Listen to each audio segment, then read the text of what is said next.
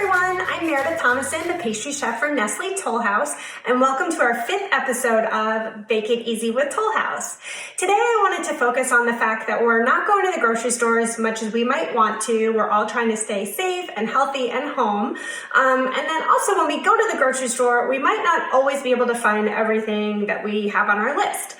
So with that in mind, did you know that you could use Libby's 100% pure pumpkin as a swap for eggs and butter and oil in a lot of your baking recipes? Today, I'm going to show you an easy chocolate chip brownie recipe where the recipe calls for butter, but I'm going to show you how to use Libby's pumpkin as a swap. This brownie recipe calls for melting of our morsels. So let's talk about melting. On the back of each of our Nestle Toll House morsel bags, we give instructions on our preferred methods of melting. And those include using a microwave or using a double boiler. Today I'm going to show you how to use a double boiler. Don't be alarmed, you don't need any special equipment. All you need is a heat-proof bowl and a pot that's about halfway filled with water. And what you're gonna wanna do is be sure that your bowl fits snugly on top of the pan. If you happen to have an actual double boiler, this is a great moment to use it, but if not, these tools are all you're really gonna need.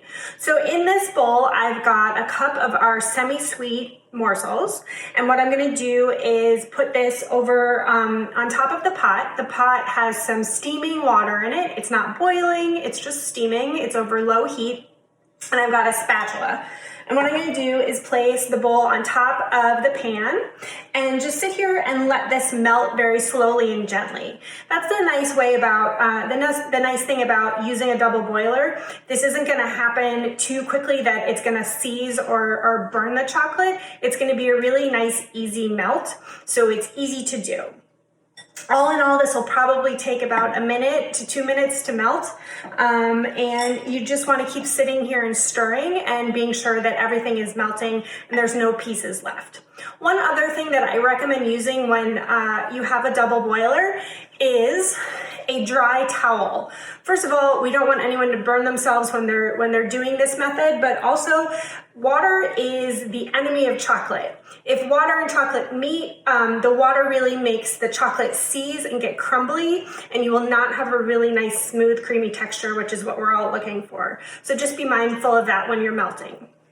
Okay, so we'll let this keep going for a little bit longer, but over here I've got some melted chocolate, so I've already had it set for about 3 minutes off the heat. I just wanted to get the temperature down a little bit before we go to our next step. So in the original recipe I mentioned earlier, we would be using butter. And in that recipe, you would be melting the butter and the chocolate together. But because we are swapping in our Libby's 100% pure pumpkin, we don't need to put the pumpkin on the heat. We can add it after the chocolate comes off of the double boiler and has sat for a little bit. So what I'm gonna do is, here's our pumpkin. It's about a half cup. I'm gonna go ahead and add it to our cooled chocolate. And what we're wanting to see is the two ingredients come together. We don't want to see any streaks of pumpkin. Try and get it as homogeneous as possible.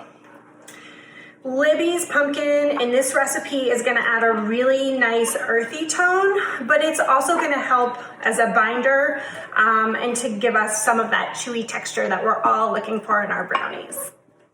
Our pumpkin and morsels have mixed together really nicely. What I'm going to add next is some vanilla extract and 3 large eggs, and I'm going to add that to our chocolate and pumpkin mixture. And we'll make sure that this gets really nicely combined. And if you want, you can do this part on a stand mixer, or if you have a hand mixer, that's fine too. But you can also do it by hand, just like I'm doing.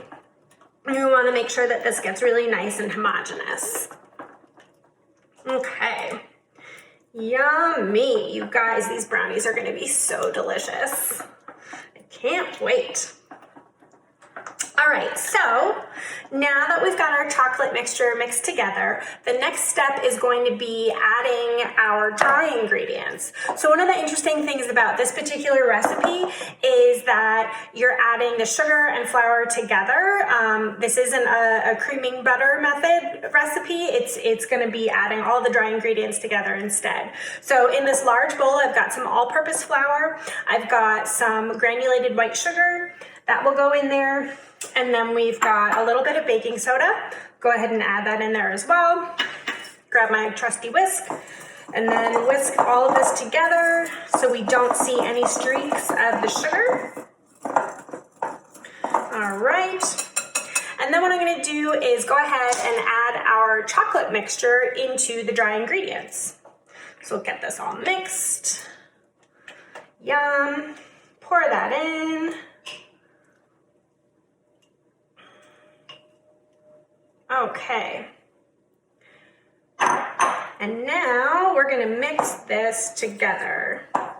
Again, if you feel so inclined, go ahead and do this on a stand mixer or a hand mixer, but by no means do you need that equipment to make this particular recipe.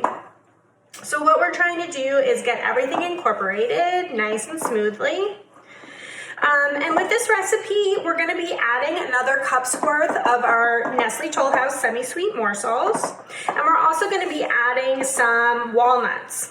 You could omit the nuts. You could throw in another kind of morsels if you have some butterscotch or some Premier White morsels. Those would be good in this recipe as well. But like I said, you could also just omit the nuts completely. All right, so our brownie batter is coming together really nicely. And now that we've got that mixed, I'm gonna go ahead and add a cup of our rich and creamy 100% real chocolate Nestle Toll House semi-sweet morsels. And I've got our walnuts, and I'm gonna throw those in there as well. Okay. I'm going to mix this together. I've got our oven preheating at 350, and I've got a nice 13 by 9 casserole pan that I'm going to bake these brownies in. I'll get them in the pan, and I'll meet you at the oven. Okay, our brownies are in the pan, our oven is at 350 degrees, and we are ready to bake. So our brownies are gonna bake for about 18 to 22 minutes. And remember that carryover cooking is a real thing. Whether you're roasting a chicken, making cookies, or in our instance, we're making brownies, things that come out of the oven continue to cook for at least 2 to 3 minutes once they're out. So for our fudgy brownies, I'm gonna pull these probably on the shorter side, around 18 minutes, just to make sure that they're nice and fudgy. So if I'm using a toothpick to test them, it's okay if there's crumbs still on the toothpick when I take these out of the oven. Let's get them in. All right, our brownies are out of the oven and they smell absolutely amazing. I can't wait to try. Look at these beauties. Oh my gosh. All right, let's give it a go.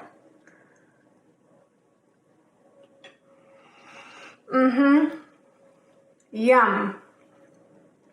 You guys, there is nothing like a warm brownie, and I'm just gonna say it, we all deserve one right about now. So definitely check out this easy chocolate chip brownie recipe, and definitely check out our swaps using Libby's 100% pure pumpkin in your baked goods. Remember, this time we swapped the Libby's in for butter, but you could swap it in for eggs and oil in a lot of baked goods as well. Please stay safe, have fun baking, and I'll see you next time.